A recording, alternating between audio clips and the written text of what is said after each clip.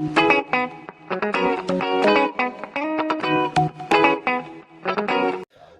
visuals, and welcome to the it's the Entertainment News podcast. And it'll be the first video of 2023, yeah, because it got loaded tomorrow. It's New Year's Eve today, isn't it? I had to have a little think there, so. It is indeed, bruv. It's the first video, woohoo, get in! But to be fair as well, that I'm going to have an unboxing to record, so that'll probably go after, I don't know. But it is the Entertainment News, but we're recording this on the New Year's Eve, and me and Chris are about to sit down and watch some Wars in the Stars. We are indeed. We're going to get our nerd on. Are you wanting to pile through all 9?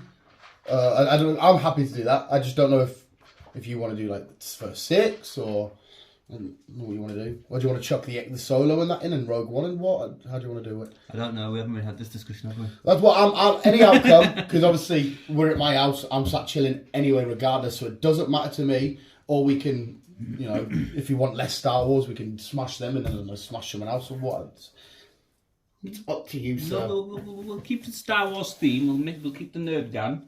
No, yeah, we'll still get Star Wars on, but like I said, because I'm assuming do you remember most of the new ones? Nah. So ideally, you want to watch them. Well, we'll just watch them all then. We'll just do all 9, unless you get sick and go, "Fuck, I've had enough Star Wars. We'll do the next ones tomorrow, or whatever, or whenever." Yeah, we're here. We'll just do it. Yeah. Yeah. So yeah. I'm more than up for that anyway. Well, after I'm excited for that. And yeah, if I can remember, obviously, because we'll be missing Rogue One, which is fine, because hopefully you remember that. But then again, maybe you can do these ones tomorrow when you start chilling or whatever. Think, fuck it, skip Rogue One or whatever, which would fit in after the original 3. Yeah. Then you would be missing Solo, which would be just after the first 3, which aren't the original 3, but the prequels. And they're the only films you'd be missing. But obviously, Mandalorian's flits in after the original trilogy. So does Boba Fett. Andor fits in just before the original trilogy. And just before Rogue One. I think that's all the Star Wars shit. I'm pretty sure. You don't worry about Clone Wars and Rebels and shit. No. But hey, there's a timeline there, but obviously these are the main 3. The rest of them you should be able to grasp and whatnot. But anyway, what entertainment news is this? Not a lot this week, obviously with Christmas and New Year. Everything's all on the hush, calm down situation. But I do have some news. The only thing I've heard, and I don't know if you've heard, because you'll be more into you'll have your finger on the pulse of this a bit more. Is the backlash that the showrunner of the show you're looking forward to took. Last of Us, because he put out a statement saying, because it was very disparaging and belittling gaming fans, and he put out a statement saying, yeah, the games, I'm gonna paraphrase as best I can. He said the games may be popular, but they're in other words they're just pixels dying on a screen, which doesn't mean nothing. Where we're going to show human emotion, which I guess technically in a way you might be right, because you watch it visually as opposed to pixels, but games still mean a shitload to people. It's still a strong emotion, regardless. No, 100%. You get. Yeah. I told you about Scarlet and Violet not long ago. You're playing them, and there's a guy whose dog's dying, and I was fucking heartbroken. And we knew it was going to have an happy ending because it's a kids' game. But when we put that on, there's a lot of people you're kicking off saying, well, listen, you're doing a show based on this game. You can't sit and belittle it and stuff. Oh, yeah. I don't know who the showrunner is. I've never heard of him in my life. I don't think it's going to have any impact on how well the show does still. If it's such a popular franchise, it's yeah. Last of Us. But the fact that the people are tuning in because they're such huge fans of the game, the man behind making the show can't turn around and say, well, basically, it's pointless you playing the game, just watch this show. Because you're only making a show based off the popularity of the game. Yeah. So you're fucking, what is it? You're cutting off your nose to spite your face. Yeah, basically, yeah. So it was a bit of a weird one. I saw there's a lad I watch called Penguins, and he always breaks down shit like this, and he was fucking raging. Because he's probably looking forward to the show and that, and he was fucking fuming with the lad that said that, and I was like, Jesus Christ. But I guess I do understand as well, there is a different emotion to see it visually than there is on a game, maybe, because you're technically seeing a real person die or whatever. I know it's all storytelling, it's not real. To be fair, you kind of are with Last of Us, because it's all done through motion. Yeah, like the Gods of War and stuff. Yeah. Yeah, but like how Avatar was done, how fucking a lot of films are done nowadays. But I don't know why you needed to belittle the game.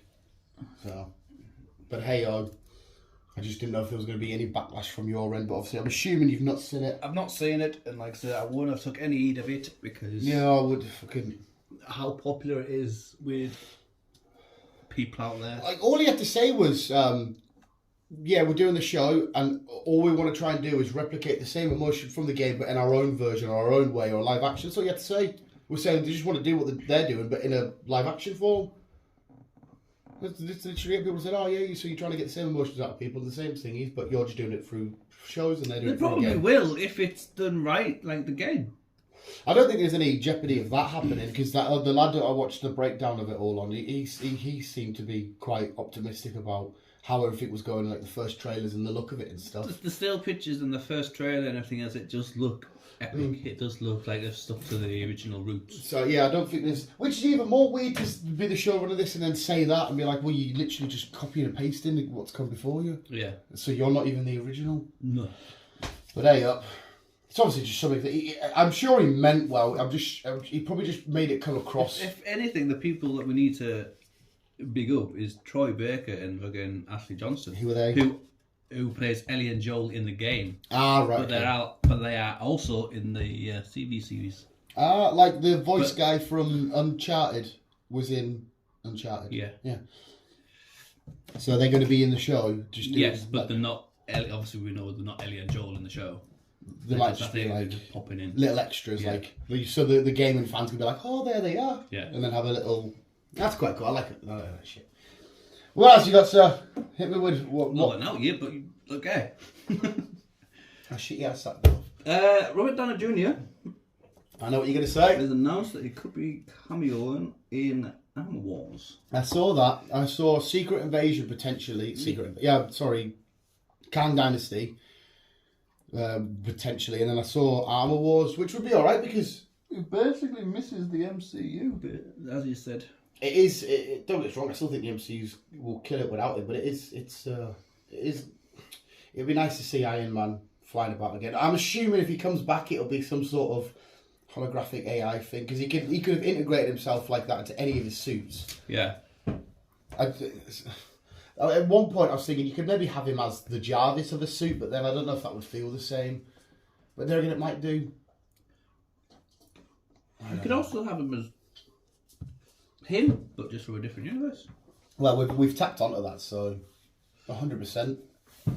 See why not?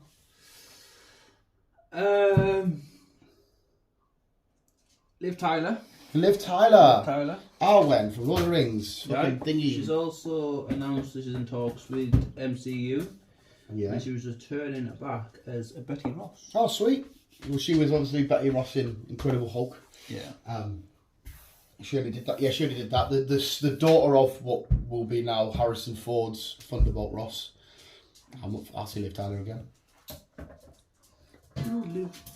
Good Liv.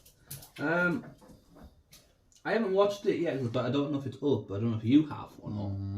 100 Years of Stan Lee. I've seen 100 Years of Stan Lee because obviously I got ready for the announcement shit. Like it was Ming and his birthday. It was like would have been 100, and you're like Jesus Christ. But yeah, I've watched all that shit. I always go back and watch his old interviews and shit about him. I love the speech he gave on Spider-Man and stuff. It's like singing straight to my heart there, Stan. But yeah, I've watched it. It's fucking sick. Fucking sick. Bless him. No, maybe not one as for much as for you, but season 3 of Clarkson's Farm has been announced and it's filming. Season 2 is out soon, I think. I've just seen clips of it. January, February, I think it's out. So season 3 should be good. I like these things. I like the like I said, the little clips. Maybe I won't like the main show as much, but the bits I did see, I did like. Oh, we've had a confirmation from Teresa saying, okay. Okay.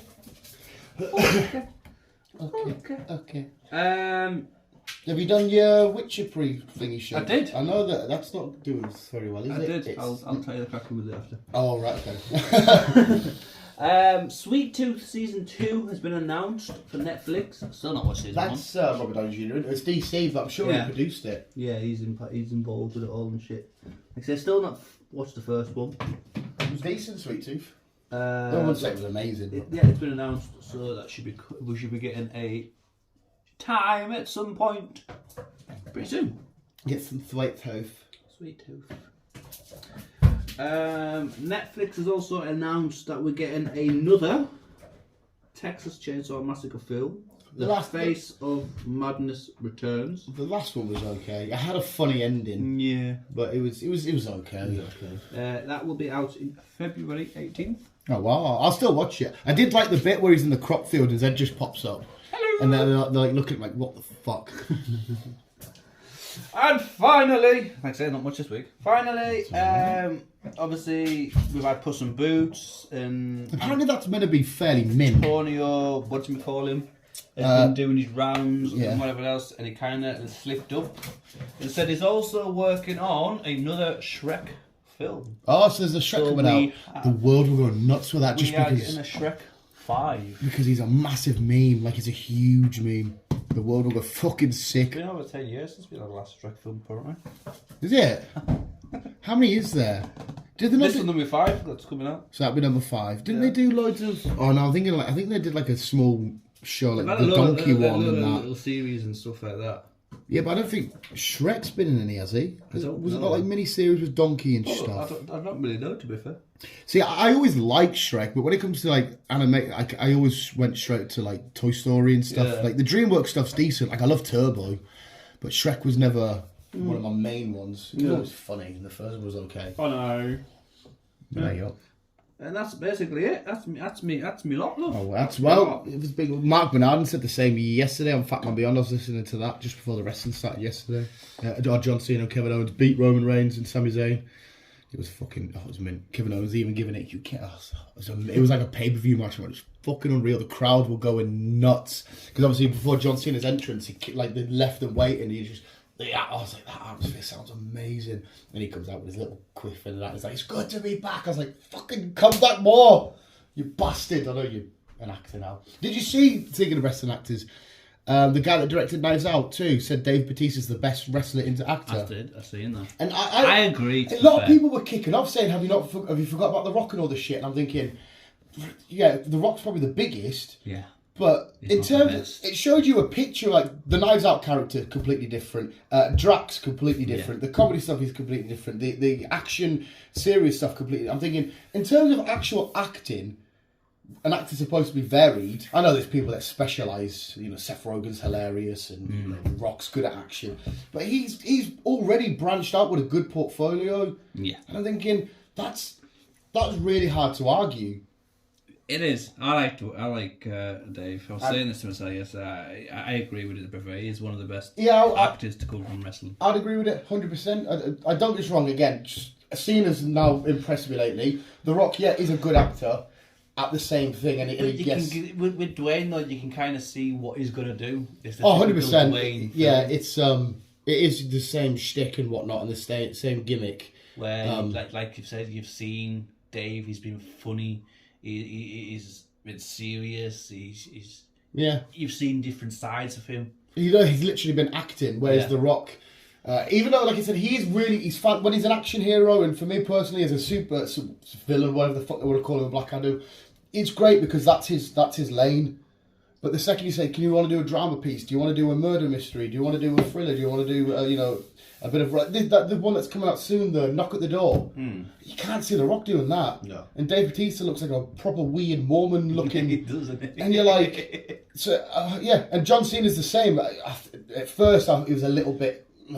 Some films were a bit But now he's found his lane, Peacemaker and all that. He's absolutely brutally brilliant at that. Marine but that's his lane, one, wasn't it? Yeah, he did like the Marines and shit. But again, the action's are fine. I didn't mind that, to be fair. But then the Miz took over. I know till I did Randy Orton not do one? He did one. Which again, I didn't mind that one. Yeah, the Miz ones are the shit ones. But then Miz took over, which went downhill. Proper shit. But yeah, Cena's great in his lane. But the second you say, "Hey, Cena, do you want to?" He has diversified a little bit. Like the comedy stuff's good because he can be quite funny sometimes. Yeah, he's getting there. He just needs to find his feet. But I can't see him doing the same stuff as Dave Bautista, as it stands anyway. No. So to me, a lot of people as well were kicking off with the Glass Onion. We've mentioned it. They were talking about his head because it's all like ploughed field. And fair play to Dave, who's he's not been in it long, really. Nah, not really. And he's ended it with some decent roles. The thing, as much as I didn't like it, Dune, he was dead straight faced and creepy to an extent. Like, he was a Bond villain. He was a Bond villain, which again is another serious, no jokes, fucking. The wrestling boys will always smash the fighting and the action and whatnot because it's kind of their thing, they're big, they're jacked up, whatever. Yeah.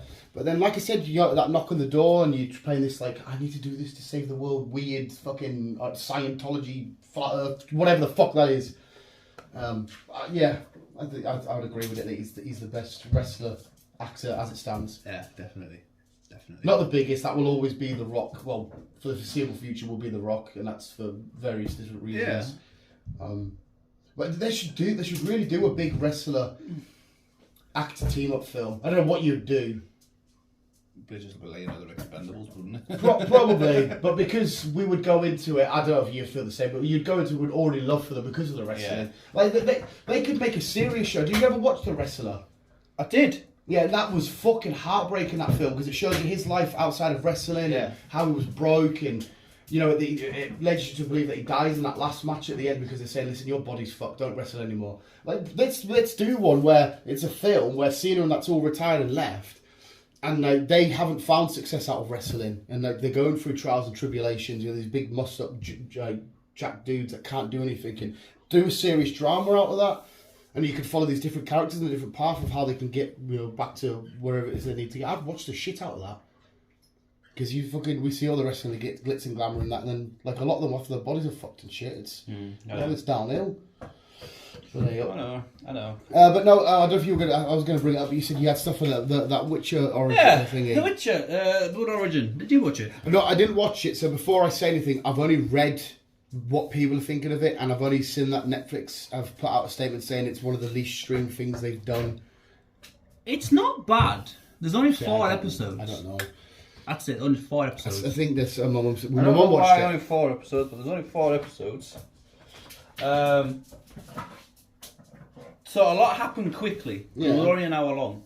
So a lot happened. What was Lenny Henry like in it? Because I could get away with him in Lord of the Rings because he wasn't too bad, to be fair. Because my mum said he was a villain. He wasn't too bad. But you didn't really see him on screen much. You only really seen about 10-15 minutes in each episode. So you didn't really get a lot of him. Right. So it wasn't really that bad. I know if my mum's not impressed, because she's so easily impressed, like I can be sometimes, and she turns around and says it wasn't that good, then I go, okay, maybe it was a bit. It wasn't too bad, but there could have been a lot more involved with it. I wonder if the people not watching it are because the people are just pissed off with the Henry Cavill stuff. Possibly. And they're just like, fuck you, I'm not watching. Possibly a the case. But it was kind of confusing and weird and what the fuck at some stages. And even though it's supposed to be the blood origin of how the witches became the witches, it didn't really explain it well. You kind of had to put pieces together. Is this a one-off, or is it? Yeah, it's just a one-off special. And it didn't really explain that? Not really. You it kind of did, but it kind of didn't. You had to kind of put the pieces together yourself. Yeah. Yeah. You had an origin story, something without giving the origin. Yeah. Like I say, it got to the point of the origin, but like I say, you had to piece it together. So then, right, well, that's not what I'm here for. I didn't sign up for this. Okay. One minute he's a normal looking guy who's and then he takes some potion shit with some elves, and then it becomes some kind of weird monster person thingy, and then he starts getting his gold eyes, and then he kills a person who shouldn't have. So he said, "End my life." Right. Basically, that was that. Is this a Witcher? Well, no, he's not really the Witcher. This is how it all. No, but is there a Witcher in it? No, like, they don't even show the first one being made. No. Okay. Well, they do kind of. Yes, this is this guy. Yeah, so this guy eventually turned into a Witcher. Only because he, not a full-on Witcher, he turned into some kind of weird monster. And he got the gold eyes, which is kind of like clicked on. Okay, you must be some form of Witcher type esque. And it wasn't until the actual end of the series where we found out that he had hunky-dory with a lass and she was pregnant, so this was after the potion situation had happened. Yeah. So that's that kid that would have been born would have been the first technical Witcher. Right. Okay. I'm semi-Witcher there. Fucking. And if you remember in the first episode, or first season, so they when Ciri is playing on the street with the boys, and she looks over to an alley and there's some. Obviously, trying to figure out what she's looking at. Yeah. Well, from the end of Blood Origin, a guy had time travelled from his century. I didn't know there was time travel in The Witcher. Yep. Time travelled from 1500 years ago until their time, and he was the guy in the that alley. she was looking at. So that's how they connected. And that's how they connected. So surely that same person has to come back up again in the future. We're going to probably see this person in The Witcher 3. Right. So in theory, you kind of need to watch it, but you kind of don't to understand what's going on. Somebody, I won't say their name, an acquaintance of mine, my night visitor, I'll call them that. You can make of that what you will. They've never played the games, but they've read the books, because I asked you this question ages ago, was it books first or games first? And apparently it was books, and they adore the books. And apparently that Blood Origin and all this kind of shit it took nothing from the source material, which obviously means that Henry Cavill was right in his first few go-arounds, because if he was involved, then they're getting shit right. And they adored the first two series, and then they said they're not doing anything with the next series, and this Blood Origin was shit. So I was like, all right, okay. Which also put us off a little bit more, because I was never a massive Witcher fan. I was intrigued and I liked it, because I wanted to see all the weird, wacky monsters and shit. But that's the thing, you only got to see 2 in this, even though it was supposed to explain where the Watchers and the elves and all that stuff. I watched people do the gameplay after Series 1 come out, like, like some fucking PewDiePie, Jacksepticeye and all them kind of shit. He did a playthrough and another game that I watch. And they will do these quests where they're taking out these big trolls and these monsters. And I was like, oh, sick. So we get more of that in Season 2. I want to see these big spider creatures and these big dog demon things. But that's what I was interested in. Yeah. But there you go. Ayo. Well, I mean, as long as you got something out of it, I guess. I didn't mind it, but yeah. Just meh. I suppose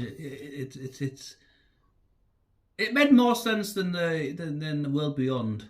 At least it tied it up. It tied it up with The Witcher, unlike World Beyond. When I finished World Beyond, I thought, that was alright, I didn't mind that. And then as time's gone by, I'm like liking it less and less, and I've not rewatched it right. I'm just like, I think I give that more credit than it deserved. I think the only time we're going to actually get caught up with it is in Daryl, the series Daryl. Yeah, you'll have to. Because obviously it ends in France over there, and that's where he's going to be. Yeah, how he gets to France from fucking... Yeah, it's a long stretch. Where he's at, I have no idea.